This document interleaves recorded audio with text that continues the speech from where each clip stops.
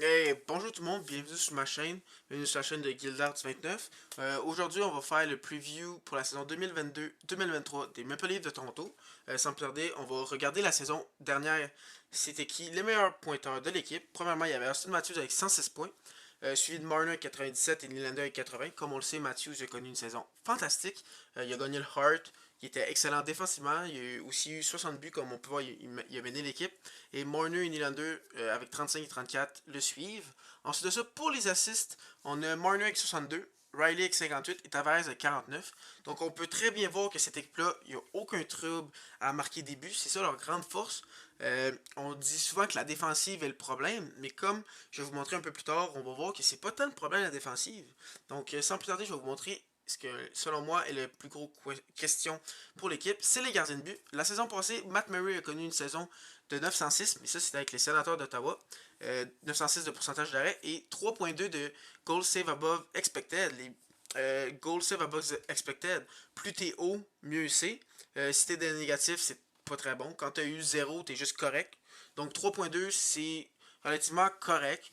C'est une saison pas si pire. On pouvait croire que Matt Murray a vraiment une saison atroce, mais quand tu regardes sa saison, il y a vraiment juste deux matchs où ça s'est vraiment mal passé. Puis ses statistiques ont vraiment pris une grosse débarque parce qu'il n'y a pas tant joué de matchs, mais les autres matchs étaient quand même vraiment pas mauvais. Donc Matt Murray pourrait très bien bounce back avec Toronto. Ensuite de ça, il y a Samsonov.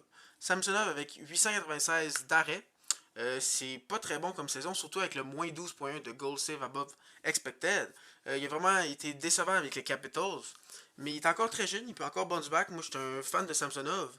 J'ai toujours voulu l'avoir avec les Canadiens. Mais je crois bien qu'avec Toronto, il peut bien bounce back. Et aussi, il y a Carl Gren qui a fait pas très bien quand il était appelé, mais il y a certains matchs qui étaient pas pires. On voit un certain peut-être potentiel qu'il peut avoir, mais selon moi, il va pas jouer s'il n'y a pas de blessure. Ensuite de ça, la saison 2021-2022, les Maple Leafs de Toronto ont terminé deuxième de l'Atlantique, quatrième au classement général, avec 115 points, dont 54 victoires. Une excellente saison, comme on le sait, les Maple Leafs en saison régulière, c'est pas là le problème, c'est en série le problème. Ils sont incapables de passer la première ronde.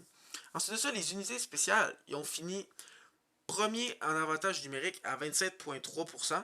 Et en désavantage numérique, ils ont fini huitième avec 82%. Donc ici, on peut voir que offensivement et défensivement, ça va quand même bien sur les unités spéciales. Et comme on peut voir pour les buts pour, ils ont fini deuxième avec 312. Et pour les buts contre, ils ont fini 19e avec 252. Donc ici, on pourrait en croire le désavantage numérique qui est huitième. Ils sont quand même capables de jouer bien défensivement, mais ils sont 19e pour les buts contre. Donc on peut voir que vraiment le problème n'était pas la défensive, mais plutôt les gardiens de but. Comme je pense que Toronto était dans les derniers pour les pourcentages d'arrêt à 5 contre 5. Ils ont vraiment eu des gros problèmes là-dessus. En début de saison, Jack Campbell était bon, mais en fin de saison, ça l'a tiré de la patte. Donc c'est pour ça qu'ils ont complètement revampé leur gardien de but. Surtout que Peter Mrazek avait été atroce la saison passée. Donc selon moi, la défensive est bien assez bonne pour l'équipe, comme montrent les statistiques en désavantage numérique, 82%. Ensuite de ça, directeur général, c'est Carl Dubas, puis le head coach, c'est Sheldon Keefe. Je pense qu'ils sont assez bons. Rien de fantastique, c'est pas dans les meilleurs de la ligue, mais en haut de la moyenne, selon moi, sont excellents.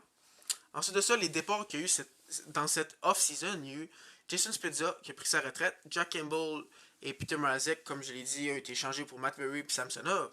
Ensuite de ça, Ilya Mikheyev a signé avec les Canucks. Il voulait de l'argent comme un gars de top 6 et les Maple Leafs n'avaient pas l'argent pour le signer. Ensuite de ça, Andrew Kasha, Libushkin et Blackwell, c'est des joueurs de profondeur qui ont été justement remplacés par d'autres joueurs de profondeur en Kalle Krok, Zach Aston Reeves, Adam Godet et Nicolas Aubé-Kubel. Selon moi, j'ai le goût de dire que c'est quasiment un upgrade qu'il y a eu. Je pense que Aubé-Kubel et Godet, ils fit plus pour la quatrième ligne, vraiment plus physique, ils ont de l'expérience. Et Young Krok, selon moi, est un upgrade sur Mikheyev. Je pourrais me tromper, mais selon moi, oui. Parce que Young Krok, il peut jouer sur les deux premiers trios, mais il fit parfaitement sur une troisième ligne. Mikheyev, lui, il voulait vraiment être un top 6 sans avoir prouvé qu'il était un top 6. Ensuite de ça, on va parler de l'alignement partant des Maple Leafs. Pour commencer en attaque, le premier trio, on le connaît, c'est Michael Bunting, Austin Matthews et Mitch Marner. Ce trio-là est vraiment incroyable, excellent. Austin Matthews a connu une saison incroyable avec 60 buts, 106 points, gagné le Hart. Ça, on sera jamais déçu avec Matthews. Même s'il fait une saison décevante, il va au moins marquer un point par match. Il va être bon défensivement, comme il a montré cette année, il était top 10 pour le Selkie. Mitch Monu aussi bon dans les deux sens de la patinoire, un excellent fabricant de jeu. Ensuite de ça, le deuxième trio, Alex Kerfoot, John Tavares, William Nylander. Euh, Selon moi, Kerfoot, il serait mieux sur un troisième trio. Mais en ce moment, ils n'ont personne vraiment pour compléter ce trio-là. Tavares Nylander, c'est parfait pour un deuxième trio, même qu'il pourrait jouer sur un premier trio s'il y a des blessés sans problème. Euh, mais vraiment, moi, la carte cachée des livres, selon moi, qui pourrait les amener encore plus à un autre niveau, c'est Nick Robertson. S'il est capable de vraiment prendre un autre niveau, moi, je l'ai mis sur un troisième trio, parce que selon moi, sur un quatrième trio, c'est pas un joueur qui fonctionnerait. C'est plus un joueur de talent qui jouerait plus sur un top 9, surtout un top 6. Que si Nick Robertson est capable de prendre son autre niveau, de remplacer Kerfoot sur la deuxième ligne, moi, selon moi, ça serait ça qui ferait que l'équipe serait encore d'un autre niveau. Kerfoot pourrait plus avoir un rôle de joueur défensif avec des joueurs comme Kempf et Young Croc. Pendant ce temps-là, Nick Robertson pourrait plus faire aller son talent offensif. Ensuite de ça, pour le quatrième trio, il y a Pierre Engvall, Adam Godet et Nicolas Aubé-Kubel. Il y a d'autres choix aussi que j'aurais pu prendre, mais j'ai décidé de prendre ceux-là. Selon moi, Aubé-Kubel est vraiment une carte cachée. Il pourrait surprendre, surtout qu'il vient de gagner la Coupe Stanley, il a de l'expérience en série. Ensuite de ça, la défensive, on a Morgan Riley avec TJ Brody. Ça fait quelques années qu'ils jouent ensemble, puis ça a montré qu'ils sont très bons. Brody plus défensif, puis Riley plus offensif, ça se complète bien. Ensuite, la deuxième paire, j'ai mis un vétéran en Muzzin, qui est meilleur, plus défensif, physique. Et Timothy Liljegren, un plus jeune, qui a plus de potentiel offensif. Selon moi, ça fait un bon mix. J'aurais voulu faire ça pour la troisième paire aussi en mettant Giordano et Sandin. Mais comme Sandin n'est pas signé, j'ai mis Justin Hall à la place. Justin Hall a un peu déçu la saison dernière, mais est quand même pour une troisième paire excellent. Ensuite de ça, dans les buts, comme j'ai dit plus tôt, Matt Murray et Ilya Samsonov, selon moi, si un des deux est capable de vraiment prendre ce poste de numéro un, Toronto va être en business pour la prochaine saison. Que moi, cet alignement-là, l'offensive, je mettrais quasiment un A+. Selon moi, c'est une des meilleures attaques de toute la Ligue nationale. Il y a de la profondeur, des attaquants étoiles. Selon moi, c'est bon dans tout overall. La défensive, oui, elle est bonne. Oui, comme tout le monde, il y a plusieurs personnes qui disent qu'elle n'est pas très bonne, mais selon moi, elle est quand même assez bonne. Oui, c'est pas une des meilleures de la ligue, mais elle fait très bien la job. Selon moi, ce serait un B, B+. Très bon défensivement, très bon offensivement. Oui, ok, Muzzin et Brody commencent à être plus vieux, mais c'est quand même une très bonne défensive. Puis dans les buts, honnêtement, je sais pas comment noter leur gardien de but. Il pourrait être un F comme il pourrait être un A. Selon moi, je vais dire un C+. Ça attend de voir qu'est-ce qu'ils peuvent prouver. Ensuite de ça, mes prédictions pour la prochaine saison, selon moi, qui va être les meilleurs pointeurs de l'équipe, ça va être Matthews avec 110 points à peu près, ce que je prédis. En plus, pour les buts, je prédis Matthews avec 65 buts environ. Pour les passes, j'ai Mitch Marner avec à peu près une 70aine de passes. Selon moi, Matthews va encore avoir une saison incroyable, mais je pense pas qu'il va gagner le trophée Hart. Si ça va être pour une prochaine vidéo, je vais faire une vidéo où je vais prédire euh, chaque trophée après avoir fait la preview pour toutes les équipes de la Ligue nationale. Mais je pense pas qu'il va le gagner. Je pense plus que il va gagner le trophée Marshall, ça c'est sûr, avec ses 65 buts.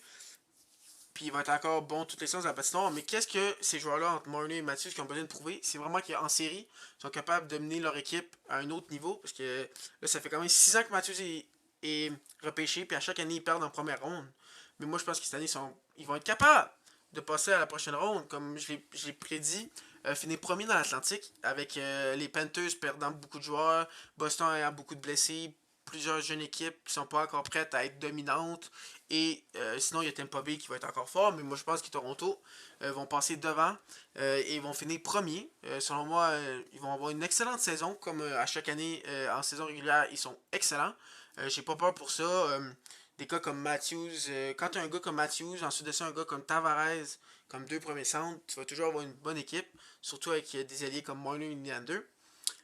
Ensuite de ça, les recrues que je vois pour faire l'équipe, il y a Nick Robertson, j'en ai parlé. Mais il n'y en a pas vraiment d'autres que je vois challenger pour faire l'équipe. J'aurais peut-être pu mettre Topi Nimela, mais je pense encore qu'il manque une ou deux années avant de vraiment faire l'équipe. Ensuite de ça, les joueurs extra que j'ai pas mis, il y a Wayne Simmons, moi je pense qu'il va jouer un peu.